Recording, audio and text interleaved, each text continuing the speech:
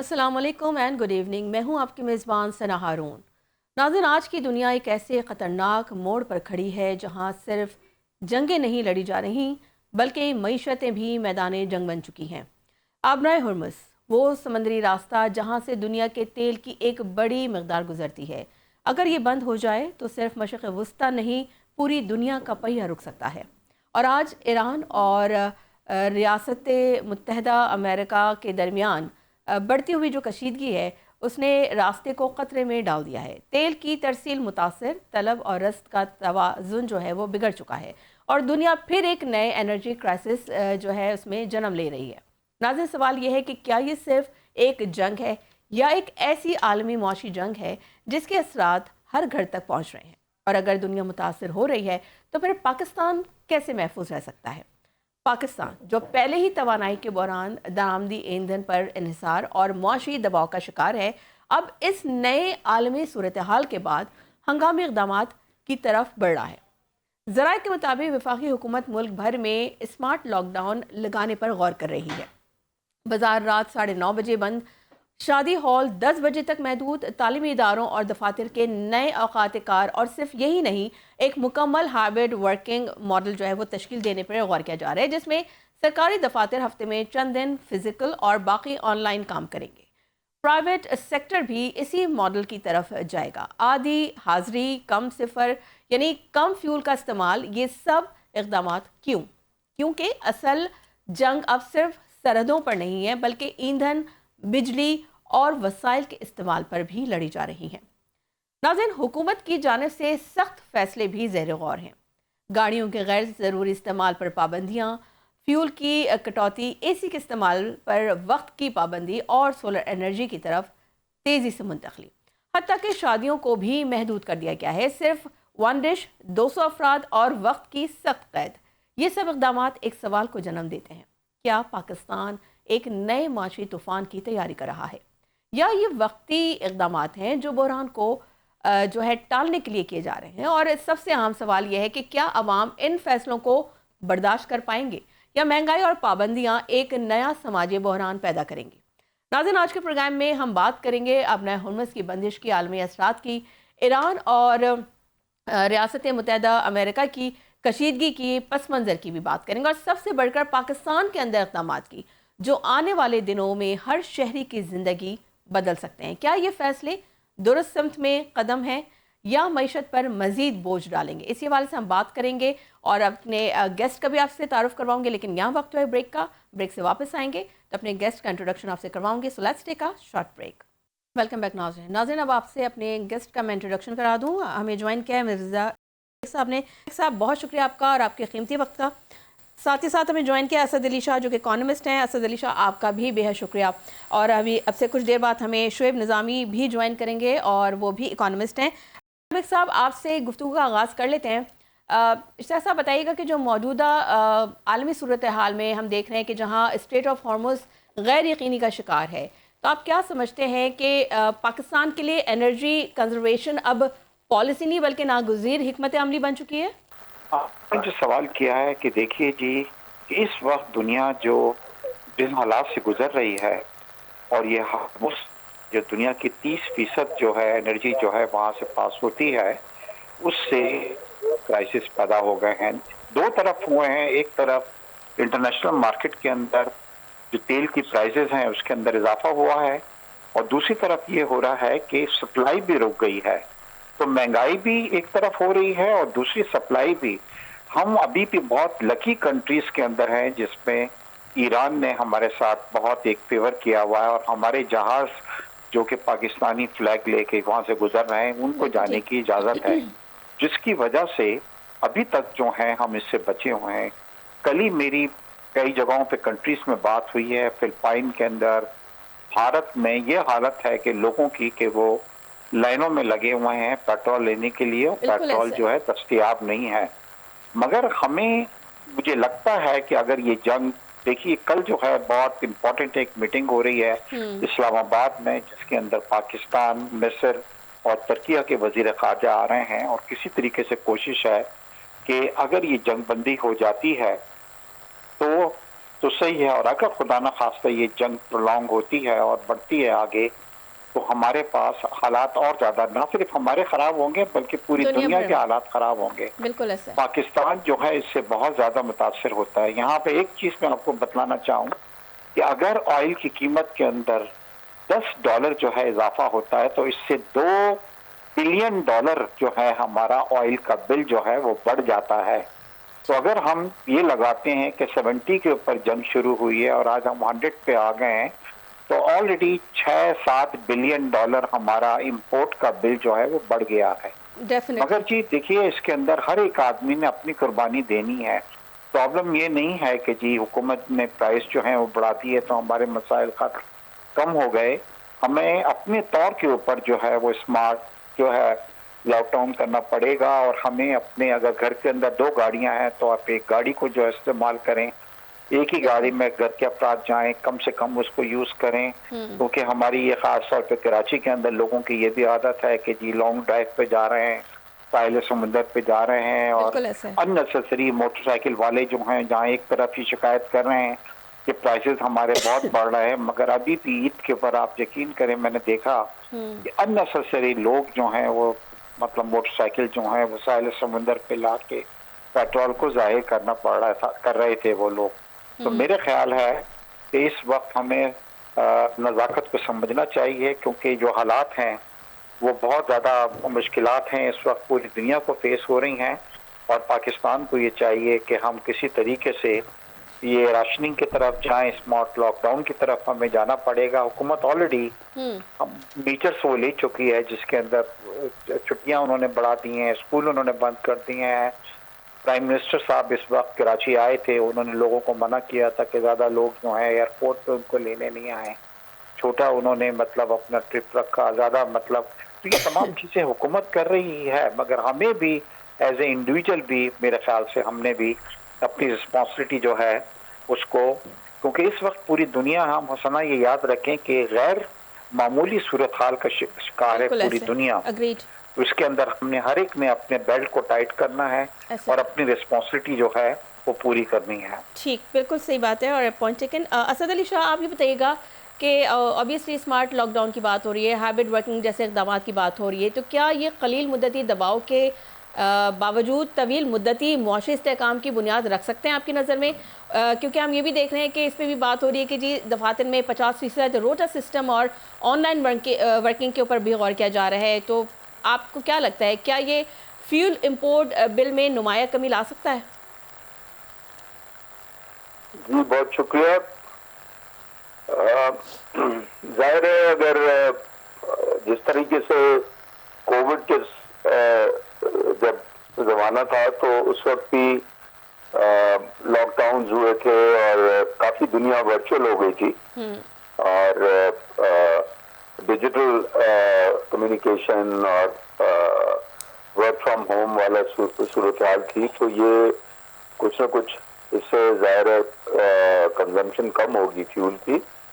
लेकिन असल बात ये है कि ये इस तरह का जो क्राइसिस होता है, जो जैसे ये जो आया था कोविड, तो उससे देखिए दुनिया बदल गई थी अच्छी खासी और काफी डिजिटाइजेशन हो गई और हाइब्रिड, यानी जब ये खत्म हुआ कोविड तो उसके बाद भी बहुत सारी मुल्क और कंपनीज जो हैं वो हाइब्रिड सिस्टम में कंटिन्यू करती रही हैं। उन्होंने अपनी फ्यूल और खर्चे कम किए हैं। तो वो एक तो वो एस्पेक्ट है। दूसरा एस्पेक्ट ये है कि पाकिस्तान जो है उन मुल्कों में से है जो कि बहुत ज्यादा वल्नरेबल है इस कंडीशन में, क्योंकि हम अपनी 80% जो हमारी फ्यूल की रिक्वायरमेंट है या एनर्जी की रिक्वायरमेंट है वो हम इंपोर्ट करते हैं। तो उसी वजह से जो है हमारी जो रिकरिंग इंसॉल्वेंसी हो जाती है, करंट अकाउंट डेफिसिट होता है, या इस तरह का जब भी सिचुएशन होती है कि इंटरनेशनल फ्यूल प्राइसेस बढ़ती हैं तो हमारा बेड़ा गर्क हो जाता है। ठीक। हमारी बिजली भी, हालांकि अब बिजली में कुछ 70-75% जो है वो इंडिजिनियस रिसोर्सेज यूज कर रहे हैं, लेकिन अभी भी जैसे उसमें LNG का क्राइसिस होगा, LNG जो है उस पे प्लांट्स कुछ बेस हैं, इंपोर्टेड कोल के बेसिस पे हमारे कुछ प्लांट्स चलते हैं। तो हमें करना ये चाहिए, देखें हर क्राइसिस में तकलीफ भी होती है, उसमें अपॉर्चुनिटी भी होती है। हम क्राइसिस से सीखते नहीं है। हमें चाहिए ये कि हम स्ट्रेटजी इस तरह की हम अपनी प्लानिंग करें कि हमारी रिलायंस जो है इंपोर्टेड फ्यूल्स पे कम से कम हो जाए, और वो हो सकती है। इस वक्त जो भी है तकलीफ होगी, अगर वॉर चलती है वो तो तकलीफ उठानी है आपने, लेकिन इससे हमें सीख के अपनी एनर्जी सिक्योरिटी का कुछ करना चाहिए। और हमारे पास, पाकिस्तान के पास अल्लाह के फजल से ये रिसोर्सेज हैं। देखें हमारे पास जो है बहुत ज्यादा यानी सूरज की रोशनी अवेलेबल है, सोलर अवेलेबिलिटी है, और सोलराइजेशन हुई भी है जिससे कुछ फायदा हुआ है काफी। अनफॉर्चुनेटली गवर्नमेंट उसको अब जो नेट मीटरिंग को नेट बिलिंग कर रही है, वरना उसमें विद इन ग्रिड जो है वो भी काफी सोलराइजेशन हो रही थी। उसके अलावा हमारे पास हाइड्रो इलेक्ट्रिक है, हमारे पास विंड है, और सबसे बड़ा हमारे पास थर्कोल जो है इतनी बड़ी एनर्जी की रिसोर्स है कि हमें ये इंपोर्टेड कोल और बेस लोड के लिए जो है बिजली के लिए तो कम से कम हमें कोई फ्यूल की जरूरत नहीं होनी चाहिए। ठीक, हमें थर्कोल को यूज करना चाहिए। उसके अलावा एक बहुत बड़ी अपॉर्चुनिटी ये है कि फौजी फर्टिलाइजर ने ऑलरेडी एक फिजिबिलिटी कर ली है कि जो हमारा जो फर्टिलाइजर है यूरिया, वो थर्कोल के कोयले से गैस बना के बनाया जा सकता है। ठीक, और ये फिजिबिलिटी काफी अर्से से चल रही है, उन्होंने मुकम्मल कर ली है। तो मैं तो ये कहूंगा कि थर्कोल से अगर हम सारा अपना फर्टिलाइजर यूरिया बनाएं तो उसमें जो गैस इस्तेमाल होती है वो बिजली के लिए इस्तेमाल हो सकती है। ठीक, तो इस तरीके से हम काफी अपनी जो है ना इंपोर्ट रिक्वायरमेंट्स जो है ना कम कर सकते हैं। लेकिन उसके लिए सही पॉलिसी चाहिए, कुछ बोल्ड डिसीजन मेकिंग चाहिए, स्पीड चाहिए। हमने ऑलरेडी बहुत सारा वक्त ज़ाय कर लिया है। हमें इस वक्त जो है 100% जो है ना इंडिजिनियस रिसोर्सेज पे हमें बिजली पैदा करनी चाहिए थी। और ज़ाहिर है अब ये इलेक्ट्रिक कार्स भी आ रही हैं, इलेक्ट्रिक उसको हमें इनकरेज करना चाहिए। गवर्नमेंट को जो है उसको इंसेंटिव देने चाहिए कि जो है हमारा जो ऑटो सेक्टर है ये वो ज्यादा से ज्यादा जो है इलेक्ट्रिक व्हीकल्स पे आए, ट्रांसपोर्ट सेक्टर जो है वो ज्यादा से ज्यादा इलेक्ट्रिक व्हीकल्स पे आए। ठीक है, बिल्कुल सही पॉइंट रेस करें आप, क्योंकि इलेक्ट्रिक गाड़ियाँ भी आ गई हैं, तो हर चीज़ का कोई ना कोई ऑब्वियसली कोई मुतबादल होता है और उसे ढूंढना चाहिए। और जैसे कि आप कह रहे हैं कि अब देर हो चुकी है, तो इश्तियाक साहब आप क्या कहेंगे कि आप समझते हैं कि आज की जो कुर्बानी है वो कल की मुआशी बका की ज़मानत बन सकती है? क्योंकि अगर तवानाई बचत के ये इक़दामात मुस्तकिल पॉलिसी का हिस्सा बन जाएँ तो आपको क्या लगता है कि क्या पाकिस्तान दरामदी ईंधन पर इन्हिसार कम कर सकता है? देखिए, हमारे तकरीबन इस बार कोई 14 से 15 बिलियन डॉलर की हम फ्यूल जो है वो इंपोर्ट कर रहे हैं। बिल्कुल ठीक। और इसको हम हर जगह यूज करते हैं। सबसे बड़ा कंजम्पशन इसका जो है वो मोटर व्हीकल्स के अंदर हो रहा है, मोटरसाइकिलों में हो रहा है, और हम अपनी कुछ बिजली भी जो बना रहे हैं उसके अंदर भी डीजल यूज कर रहे हैं अभी भी। मगर हम जो है LNG जो है वो भी इस वक्त हमारी बंद हो गई है, क्योंकि हमारी LNG के जो सौदे हुए थे वो ज़्यादातर जो थे वो कतर से थे। और मौजूदा सूरत हाल में क्योंकि कतर पे भी कई मिसाइल जो है फायर हुए हैं, उन्होंने उसको तकरीबन रोक दिया है।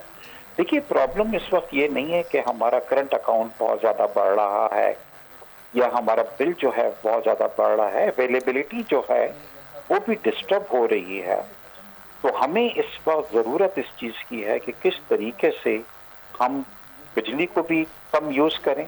कराची में अनफॉर्चुनेटली आज मैं अभी थोड़ी देर पहले ही गवर्नर हाउस से आया हूँ और वहाँ पे भी ये चीज़ गवर्नर साहब के साथ डिस्कस हुई है, और उन्होंने पाकिस्तान मुस्लिम लीग बिजनेस फोरम के लोगों को कहा है कि जी आप जाइए। उन्होंने तो यहाँ तक कहा है कि शादी हॉल वगैरह हैं उनके पास जाएं कि जी रात को बंद कर दें, पूरी बिजलियां नहीं जलाएं, क्योंकि देखिए कराची के लोग जो हैं हम थोड़े ज़्यादा मतलब खर्चे के मामले में हर चीज़ के अंदर, देखिए लाहौर के अंदर 10 बजे तमाम शादी हाल जो हैं वो बंद हो जाते हैं, शादियां ख़त्म हो जाती हैं। हमारे यहाँ आप जाइए अभी भी 12-1 बजे तक, और शादी हाल में क्या किसी ने ऐसा किया है कि 50% या 40% बिल्कुल ऐसा ही है। बल्ब्स को बंद कर दिया हो? नहीं जी, हम जो पहले करते थे वो हम, देखिए हम बातें जरूर कर रहे हैं आप और हम इस टॉपिक के ऊपर, बट हम इस इम्प्लीमेंट चीज के को ऊपर सीरियस बात नहीं हुई, तरीके सही से कह नहीं रहे ले हैं। रहे। बिल्कुल। अगर मैं आपसे सिर्फ ये पूछूं कि आप ये बताइए कि आपने कोई ऐसी चीज की है कि जिसकी वजह से हम अपनी फ्यूल की कंजम्पशन को कम कर रहे हैं या इलेक्ट्रिसिटी की, तो मेरे ख्याल से हमने इसके ऊपर तवज्जो नहीं दी, क्योंकि हम ऐसे ये ही है। सोच रहे हैं कि ये जो करेगा, देखिए मेरे घर में भी बहुत गाड़ियां हैं, मगर मैंने एक फार्मूला ये बनाया है कि अब हम लोगों ने उसमें से आधी गाड़ियां हम यूज कर रहे हैं, ठीक। और अगर कहीं जाना होता है तो ये नहीं है कि अकेली गाड़ी जा रही है, फैमिली के दूसरे लोग भी जा सकते हैं। इसी तरह मेरे ठीक है। पास एक बहुत बड़ी इरशाद साहब, गाड़ी फतेह थी। कलामी की माजरत चाहूँगी, क्योंकि अभी हम बिजली की उसको सेव करने की बात कर रहे हैं, तो अपने नाज़रीन को बता दें कि आज रात 8:30 बजे से रात के 9 बजे तक के लिए जो है अर्थ आवर जो है मनाया जा रहा है। और ये सिर्फ एक घंटा नहीं है नाज़रीन, बल्कि शऊर की रोशनी जलाने का जो है एक लम्हा है। आए हम भी अपनी गैर ज़रूरी लाइट्स बंद करके, इस आप देख सकते हैं कि स्टूडियोज़ की भी हमने लाइट्स बंद कर दी हैं, और ज़मीन से अपनी मोहब्बत का हम इजहार कर रहे हैं। तो आप लोगों से भी दरख्वास्त है कि अपने घर की आप लोग तमाम लाइट्स ऑफ़ कर दें, ताकि ज़मीन से मोहब्बत का तकाजा आप भी पूरा करें। और इस जो ये, क्योंकि सिर्फ एक आधा घंटा, ये 1 घंटे की बात नहीं, जैसे कभी मैंने पहले भी कहा, ये 1 घंटा है वो शऊर जगाने के लिए, जो कि रोशनी जलाने का लम्हा है, शऊर की रोशनी जलाने का लम्हा है, क्योंकि छोटा सा कदम नाजरीन वो एक बहुत बड़ी तब्दीली की शुरुआत कर सकता है। इरशाद साहब, क्या कहेंगे आप इस हवाले से? क्या सिर्फ 1 घंटा लाइट बंद करने से आप समझते हैं कि क्या वाकई माहौलियाती बहरान का मुकाबला हम कर सकते हैं? देखिए पूरी दुनिया में ये दिन मनाया जाता है। प्राइम मिनिस्टर साहब ने खास तौर के ऊपर अर्थ आवर के लिए उन्होंने रिक्वेस्ट की है। मेरे ख्याल से बहुत अच्छी चीज है कि पूरी दुनिया में मनाया जा रहा है, तो हम भी उसको मनाते हैं। मगर ये नहीं है कि 1 घंटे बाद जो है वो बस हम भूल जाएं तमाम चीजें। मेरी तो ये रिक्वेस्ट होगी कि हर आदमी अपने घर के अंदर आधी बिजली यूज करे, रादर देन पूरे घर की लाइटें जलाएं। उसके अंदर कितनी भी हम कमी कर सकते हैं, क्योंकि बिसाइड्स ये हम अभी भी बहुत ज्यादा बिजली को हम अपनी जाया कर रहे हैं। बिल्कुल ऐसा ही है। ताकि हमारा खर्चे भी कम हो चुके हैं और हम अर्थ को भी जो है वो बचा सकें। मैंने जैसे अभी आपसे डिस्कस कर रहा था कि मैं जी कुछ मेरे पे फर्क नहीं पड़ा। मैं एक, मेरे पास बड़ी गाड़ी लैंड क्रूजर हुआ करती थी, है, मैं यूज करता था जी, और उसमें बहुत ज्यादा कंजम्पशन होती थी फ्यूल की, क्योंकि बड़ी गाड़ी थी। मैंने कुछ नहीं किया जी, मेरे घर के अंदर एक करोला भी खड़ी हुई थी, आजकल मैं उसमें ऑफिस जा रहा हूँ, तो उससे मेरा कोई फर्क नहीं पड़ा कि मैं नीचे हो गया हूँ या मेरी कोई और फर्क मुझ पर पड़ गया है। मगर आप सोच सकती हैं कि मेरा जो टोटल बिल आया करता था उसके अंदर 1/3 अब वो बिल आया करेगा मेरा। तो इस तरह के अगर हम मेजर्स करते हैं, और ये अपने लिए भी तो एक फायदेमंद चीज़ है ना, कि ज़ाहिर सी बात है एक्सपेंसेस भी कम होंगे, तो मतलब ज़ाहिर आपको भी फायदा पहुंचेगा। हाँ जी, सबको हो रहा है, इसको मुल्क को फायदा पहुंच रहा है ना। देखिए फायदा मेरे से ज्यादा यह है कि हर ये चीज जो है ये हम डॉलर दे के हासिल कर रहे हैं, और अब ये डॉलर, ये नहीं कि प्राइस बढ़ गए हैं, अब वो चीज की अवेलेबिलिटी भी खत्म होती जा रही है। बिल्कुल। यानी कि शिप्स जब से ये हार्मूज के अंदर शिपिंग लाइन डिस्टर्ब हुई हैं, तो वो अवेलेबिलिटी नहीं है। हम तो अभी भी लकी हैं कि पाकिस्तान में लाइनें नहीं लगी हैं। कल शायद आपने इंडिया में, भारत में नहीं देखा है कि वहां पे क्या हालत हुई है। आपने फिलिपाइन के अंदर नहीं देखा कि वहां पे क्या हुआ है। 1-2 अमवात हो गई हैं जी इन ममालिक के अंदर। बिल्कुल ऐसा है। और मोरक्को के अंदर आज मेरी बात हुई है, वहां पे उन लोगों ने अपने मेजर्स लिए हैं, तो हर कंट्री ले रहा है।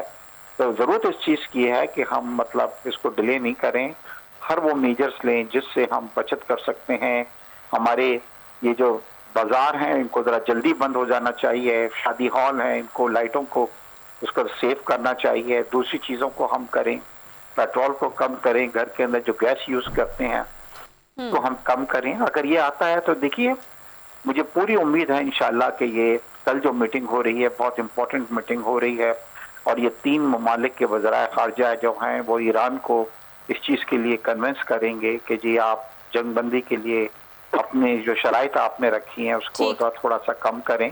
और अमेरिका को भी हमारे आर्मी चीफ वगैरह ने कॉल किया है वहां पे, और उनको भी समझाने की कोशिश हो रही है। बदकिस्मती इसके अंदर ये है कि इजराइल बहुत डर्टी गेम खेल रहा है, क्योंकि उससे बड़ी खुशी हो रही है कि इस वक्त इस्लामिक कंट्रीज आपस में लड़ रहे हैं। ईरान में आपने देखा है कि गल्फ के दूसरे कंट्रीज हैं, उनके ऊपर जो है मिसाइल दागे हैं, मतलब ड्रोन्स तैयारों से हमले किए हैं, जिसमें यूएई है, जिसमें कतर है, जिसके अंदर सऊदी अरबिया है, जिसके अंदर बहरीन है, ये तमाम कंट्री। तो देखिए ना, ये उसका पर्पस ही यही था कि मुस्लिम कंट्रीज आपस के अंदर, अरब कंट्रीज आपस के अंदर लड़ना शुरू कर दें, और हमने लड़ना शुरू कर दिया है। मतलब तो इजराइल किसी तरीके से, अब आजकल अमेरिका में भी बहुत ज्यादा ये शोर हो रहा है कि ये वॉर जो है अमेरिका की नहीं है, अमेरिका ने क्यों ये वॉर शुरू की है। ट्रम्प के इस फैसले से बिल्कुल ठीक कह रहे हैं आप। असद साहब, आपसे ये जानना चाहूँगी कि जैसा कि हम देख रहे हैं कि अवामी सतह पर जो महदूद औकात कार और कम नकलो हरकत की बात की जा रही है, तो क्या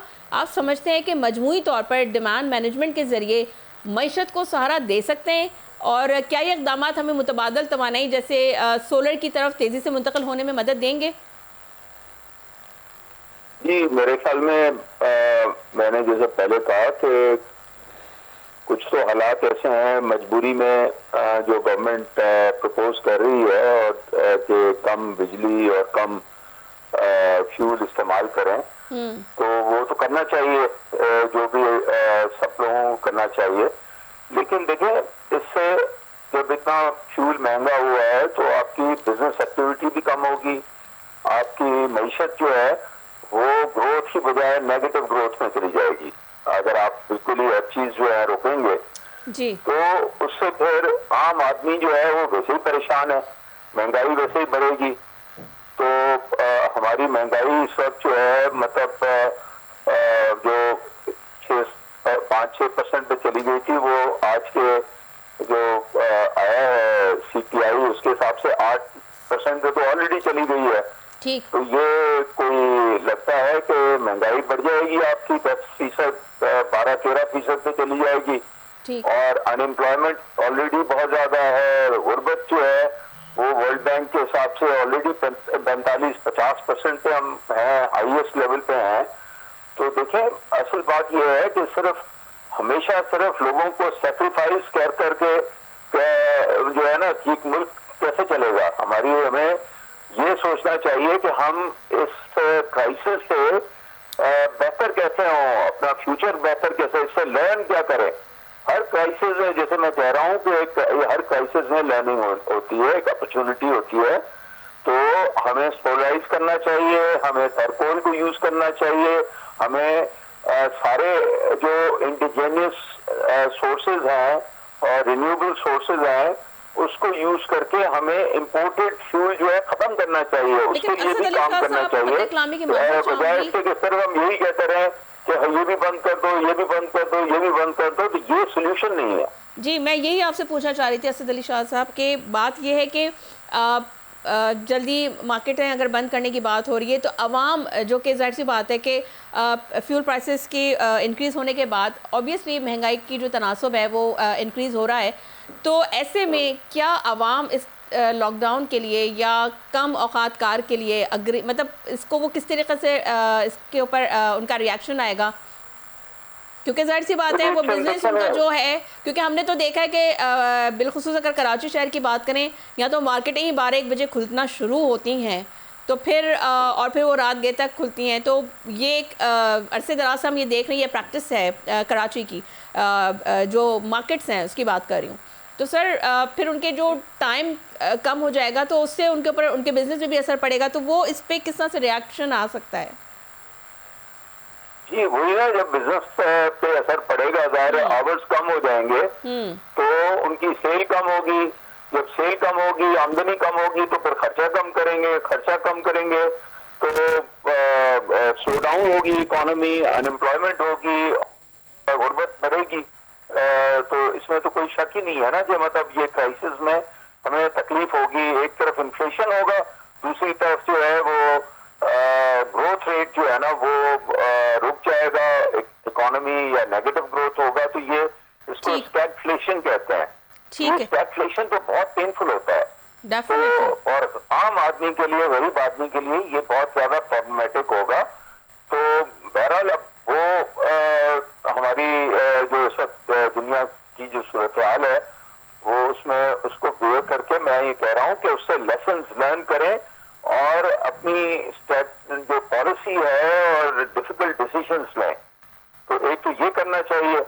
दूसरा मैं ये भी बात करना चाहूंगा कि ये जो इस वक्त ग्लोबल वॉर हुई है उसमें मैं समझता हूं कि रिकॉग्नाइज करना चाहिए कि ईरान को जिस तरीके से अमेरिका ने उस पर हमला किया और उनकी लीडरशिप को अनप्रोवोक्ड इलीगल तरीके से उन्होंने किया है, तो उसको जो है जिस तरीके से ईरान ने उसको फेस किया है उनको मैं तो सल्यूट करता हूं।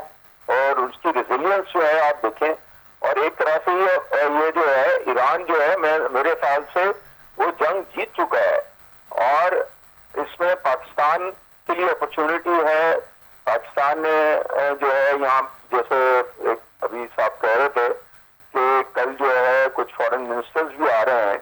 मैंने एक सोशल मीडिया पे अपना एक प्रपोजल दिया है क्योंकि अभी जो हुआ है वो जो अमेरिका ने 10-15 अपनी कंडीशंस डाली थी वो ईरान ने सारी रिजेक्ट कर दी। वो तो ईरान ने बिल्कुल सही कह रहे हैं, उन्होंने रद्द कर दी। उन्होंने कहा कि हमारी जो 5 शराइत हैं उसके ऊपर अगर अग्री है अमेरिका तो डायलॉग हो सकते हैं, अदरवाइज नहीं होंगे। उन्होंने बड़ा कैटेगोरिकली बोला है। मैं अर्ज कर दूं ना जी, तो वो इसी तरीके से ईरान ने जो 5 अपनी कंडीशंस डाली वो उन्होंने रिजेक्ट कर दी हैं। तो ये इस तरीके से तो ये इशू रिजॉल्व नहीं होगा ना। डेफिनेटली इसको इशू को रिजॉल्व करने के लिए कोई जो बाकी बड़े पावर्स हैं, देखिए अमेरिका की ये जो उन्होंने अनप्रोवोक्ड स्ट्राइक किया है और वॉर की है, इस वक्त मैं समझता हूँ कि 95% दुनिया की जो पॉपुलेशन है वो इसके खिलाफ है। अमेरिका में भी 60% लोग इसके खिलाफ हैं। उनके अपने एलाइज जो हैं वो भी उनके साथ नहीं है। नेटो के एलाइज हो गए या वेस्टर्न पावर्स हो गए। तो मेरा ख्याल है कि ये इस वक्त पाकिस्तान को, क्योंकि पाकिस्तान के पास अपॉर्चुनिटी है, उनके ताल्लुकात ईरान के साथ भी ठीक है, अमेरिका के साथ भी अच्छे हैं और फिर चाइना के साथ भी हैं, रशिया के साथ भी हैं। तो ये सिर्फ मुस्लिम कंट्रीज नहीं ये रिजॉल्व कर सकती। मेरा ये प्रपोजल ये है कि पाकिस्तान को इस अपॉर्चुनिटी का फायदा उठा के यूरोपियन जो वेस्टर्न पावर्स हैं, फ्रांस है, बरतानिया है, कनाडा है, इनको भी इन्वॉल्व करना चाहिए जो अमेरिकन एलाइज हैं लेकिन उनको सपोर्ट नहीं कर रहे।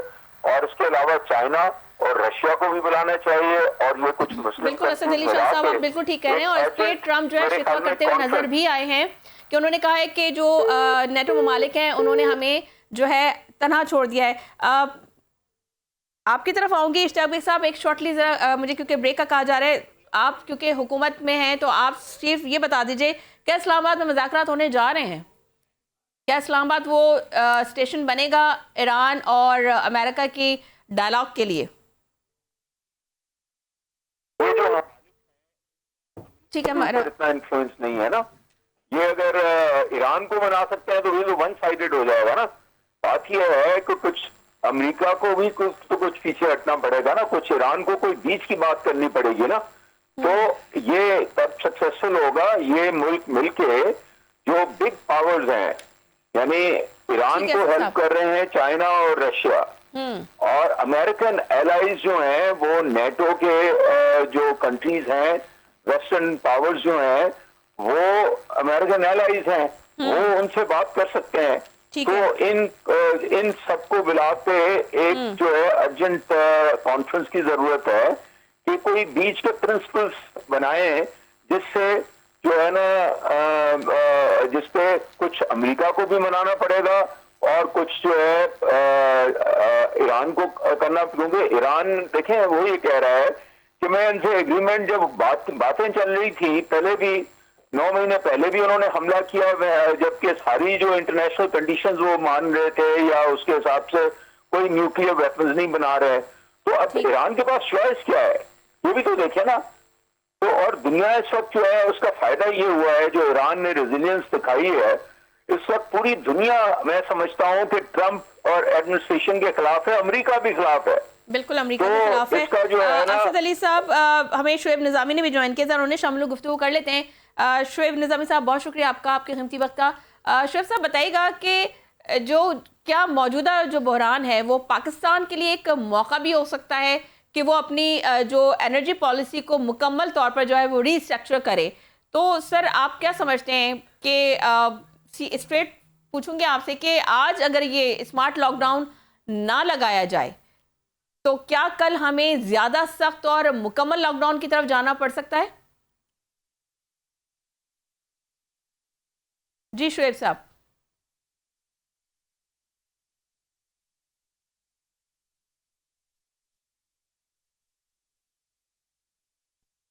ठीक है नाज़रीन, यहाँ लेंगे एक ब्रेक से वापस आते हैं तो गुफ्तगू का सिलसिला यहीं से जोड़ेंगे। So let's take a short break.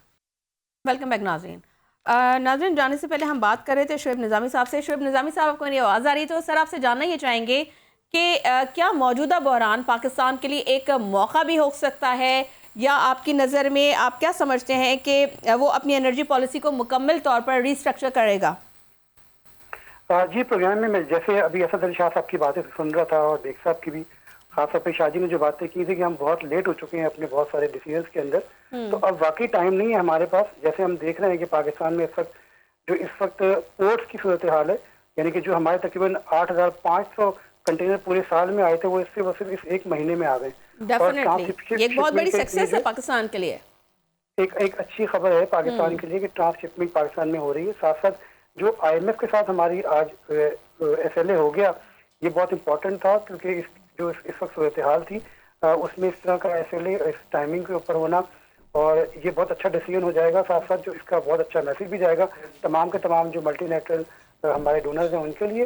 और साथ साथ चूंकि हम देख रहे हैं कि 3 पैकेजेस के ऊपर भी काम कर रहा है, एक ADB कर रहा है अपने पैकेज के ऊपर, एक वर्ल्ड बैंक कर रहा है, और IMF ने भी एक पैकेज की तैयारी शुरू कर दी है, जो कि जितने भी ममालिक इस मिडिल ईस्ट क्राइसिस से मुतासिर होंगे उनको जो है सपोर्ट दिया सकेगी। क्योंकि पाकिस्तान के लिए एक बड़ा चैलेंज ये था कि पाकिस्तान ने जो अपनी गैर मुल्की अदायगियों के लिए रिजर्व बेहतर करने और जो अपना रोल ओवर है वो कर रहा था, जिसमें तकरीबन $3 बिलियन का रोल ओवर जो है वो UAE के पास है, और तकरीबन हमारा $250 मिलियन का जो पांडा बॉन्ड है चीन से, वो इस तमाम सिचुएशन की वजह से मुतासर हुआ है। तो इस बात का इम्कान होगा कि इन 3 साइडों से पाकिस्तान को जो है वो किसी हद तक सपोर्ट मिलेगी। और जो नुकसान हमारे खासतौर पर जो अभी हम बात कर रहे हैं, शाह साहब भी बात कर रहे थे, बेग साहब भी बात कर रहे थे कि अभी तक हमें किफायत शुमारी अपनाने की जरूरत है। पाकिस्तान में अभी तक ब्यूरोक्रेसी जो है पूरे फ्लीट इस्तेमाल कर रही है 4x4 के, उनका इस्तेमाल कम करना पड़ेगा। एक मीटिंग के लिए एक secretary, additional secretary, special secretary और कितने जो है ना DSP साथ जा रहे हैं, तो 6 गाड़ियाँ एक मीटिंग के इस्तेमाल हो रही हैं, 4x4 भी इस्तेमाल हो रही हैं, उनका इस्तेमाल कम करना पड़ेगा। बिल्कुल सही कह रहे हैं, उनका इस्तेमाल करना पड़ेगा। और जो आम आवाम है, अगर उसकी बात करें, क्योंकि अब हम देखते हैं कि आज हर घर में, हर दूसरे घर में 2 से 3 या 4 गाड़ियाँ मौजूद होती हैं। तो अगर आप एक ही रूट पे जा रहे हैं तो ज़्यादा बेटर होगा कि आप एक ही गाड़ी इस्तेमाल करें, आपके लिए भी फ़ायदा है। और वैसे सर, लेकिन आपसे ये मैं भी जानना चाह रही थी कि वफाकी हुकूमत की जानिब से 100 अरब रुपए की जो PSDP कट लगाए, तो क्या ये जाहिर करता है कि अब जो तरजीह है वो सिर्फ तवानाई और बुनियादी खराजात के हद तक रह गई है? क्योंकि अगर हुकूमत पेट्रोल और डीजल पर सब्सिडी देना चाहती है तो आपको नहीं लगता कि जो मौजूदा माली सूरत हाल है उसमें ये जो बोझ है वो कैसे उठाया जाएगा? जी, तकरीबन 300 अरब रुपए का एक पैकेज के ऊपर काम हो रहा है, जिसमें 154 बिलियन जो है सूबे देंगे और 146 बिलियन जो है वो विफाक से आएगा। तो इसके ऊपर जो है अप्रैल के पहले हफ्ते में जो है कुछ तैयारी हो जाएगी। शायद स्मार्ट लॉकडाउन या की तरफ जाएं, शादियों के अंदर सिर्फ कोल्ड ड्रिंक्स के ऊपर हो, फूड के ऊपर जो पाबंदी आयद कर दी जाए। इसी तरह जो है अभी तक तो वन डिश के ऊपर जो है गौर किया जा रहा है, अब आप एक नई बात बता रहे हैं कि एक कोल्ड ड्रिंक तक बात पहुंच गई है। जी, क्योंकि हमने देखा था कैसा हुआ था कि उनको एक्सपोर्ट करना होगा, उसके लिए हमें जो है सप्लाई बेहतर उस वक्त होगी जब पाकिस्तान में रिजर्व होंगे। अगर हम ऑलरेडी अपने स्टॉक खत्म कर देंगे फूड के शादियों में उड़ा कर, तो फिर हम एक्सपोर्ट नहीं कर सकेंगे। क्योंकि अभी हम जो है वो जहाँ पूरे खित्ते को जो इस वक्त हमने सपोर्ट करना होगा, पाकिस्तान की कुछ चीजें ये फूड आइटम से वो एक्सपोर्ट हो सकती हैं, अगर वो स्टॉक में होंगी तो एक्सपोर्ट होंगी। तो ओवरऑल मुश्किल होगा 6 महीने, लेकिन ये पूरी कौम को इसके ऊपर जो है 1 पेज पे आना पड़ेगा। ठीक है, 1 पेज पे आना पड़ेगा। असद साहब, एक लास्ट क्वेश्चन आपसे पूछना चाहूँगी, क्या ये कहना दुरुस्त होगा कि अब पाकिस्तान को रिसोर्स रीइलेक्शन यानी तरक्याती मंसूबों से वसाइल हटाकर बका की तरफ जाना पड़ रहा है, क्योंकि सूबों को जो है जो इस बोझ से में शामिल करने की बात भी हो रही है। तो आपको क्या लगता है कि एक मुश्तरका कौमी मुआशी हिकमत अमली की तरफ कदम है ये? सर शॉर्टली बताइएगा प्लीज़। ये देखिए, कुछ तो ये पार्टली ये ठीक है, लेकिन मेरे ख्याल में ये नहीं करना चाहिए कि हर चीज जो है बंद कर दें और इकोनॉमी बंद कर दें कि ये हर चीज ही बंद हो जाए। एक तो ये नहीं करना चाहिए। दूसरी बात ये है कि ये पेट्रोल प्राइसेस जो है, जिस तक अगर बहुत ज्यादा रेट जब बढ़ गया है तो इसको प्राइसेस बढ़ा देनी चाहिए ताकि उससे डिमांड कुछ क्रश होगी। हाँ, गरीब आदमी को जो है ना टारगेटेड सब्सिडी देनी चाहिए, मोटरसाइकिल यूजर्स को उनको देना चाहिए, और इंडस्ट्री के लिए जो है ना बिजली जो है ना वो सस्ती करनी चाहिए ताकि हमारी एक्सपोर्ट हो और इंडस्ट्री जो है ना वो चले। हमारी बिजली जो है वो बहुत महंगी है। वो अभी भी मेरे ख्याल में अगर हम इंडिजनाइजेशन करें और प्राइस कम करेंगे और इंडस्ट्री चलेगी तो हमारी जो है बिजली जो है इस वक्त जो हम बना रहे हैं वो पूरी, मतलब हमारे पास कैपेसिटी ज्यादा है और हम बेच कम रहे हैं ना। बिल्कुल ऐसे। तो हमें जरा थोड़ी सी डिफरेंट सोच के साथ इसको सॉल्व करना पड़ेगा। ये नहीं है कि हर चीज आप बंद कर दें और जब प्राइस इंक्रीज हो रही है तो सबके लिए आप प्राइस इंक्रीज करें। हम टारगेटेड सब्सिडी दें, गरीब लोगों को सब्सिडी दें, और इंडस्ट्री जो है जो एम्प्लॉयमेंट क्रिएट करती है उनको जो है आप सब्सिडाइज करें बिजली, और बिजली का प्राइस जो है ना वैसे भी हमें कम करनी चाहिए ताकि हमारी डिमांड बढ़े उसकी, जो है ना इकोनॉमी को बंद नहीं करना चाहिए। ये उससे अनएम्प्लॉयमेंट होगी, उससे और गुर्बत होगी, तो ये सोल्यूशन नहीं है। ठीक है, ये सोल्यूशन नहीं है। सर लास्ट कमेंट कर दीजिएगा आप, शोएब साहब। जी शाजी सही कह रहे हैं, क्योंकि बात यह कि कोविड के जो नुकसान है वो आज तक लोग भुगत रहे हैं। उस जमाने में जो लोग बेरोजगार हुए उनमें से बहुत से लोग जो आधी तनख्वाहों के ऊपर काम करने पर मजबूर हुए, और वो तमाम पाकिस्तान का स्किल्ड लेबर था जो कि बेरोजगार हुआ था कोविड के दौरान। ठीक है, अब बहुत शुक्रिया जी, बहुत शुक्रिया शोएब निज़ामी साहब आपका, असद अली शाह साहब आपका, इश्तियाक बेग साहब आपका, आप तीनों मेहमानों का बेहद शुक्रिया। नाज़रीन, आज की बहस से एक बात तो वाज़ेह है कि ये सिर्फ ईरान और यूनाइटेड स्टेट्स की कशीदगी नहीं है, बल्कि ये सिर्फ स्टेट ऑफ हॉर्मुज़ का मामला नहीं है। ये एक ऐसा बहरान है जो हर मुल्क, हर मईशत और हर घर के दरवाजे पर दस्तक दे रहा है। और ऐसे वक्त में फ़ैसले आसान नहीं होते मगर ज़रूरी होते हैं। जब सदर मुमलिकत, वज़ीर आज़म और अस्करी क़यादत एक मेज़ पर बैठने जा रहे हों तो इसका मतलब होता है कि हालात मामूल के नहीं है। ये फ़ैसले आसान नहीं होते, ये वो फ़ैसले होते हैं जो कौमों का मुस्तकबिल तय करते हैं। आज अगर तरक्याती बजट कम हो रहा है तो इसका मतलब ये नहीं कि तरक्की रुक गई है, बल्कि इसका मतलब ये है कि तरजीहात बदल रही हैं। और शायद यही वक्त है कि जब कौम को भी फैसला करना होगा कि हम हालात के साथ चलेंगे या हालात हमें अपने साथ बहा ले जाएंगे। मुझे दीजिए इजाज़त, अपना रखिएगा बहुत ख्याल। अल्लाह निगहबान।